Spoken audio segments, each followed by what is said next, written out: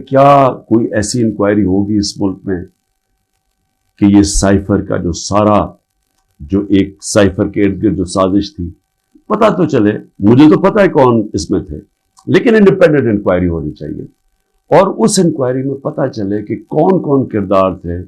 جنہوں نے اس قوم کے اوپر اتنا بڑا عذاب لے کے آئے ہیں,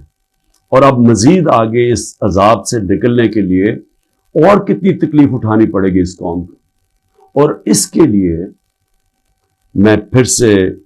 کوشش تو کرتا ہوں کہ ہمارے چیف جسٹس صاحب کو اس کے اوپر سوچنا چاہیے کہ وہی ایک انکوائری کر سکتے ہیں, کیونکہ یہ حکومت تو کرنے نہیں دے گی,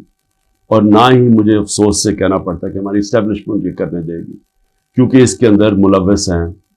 جو جنرل باجوہ,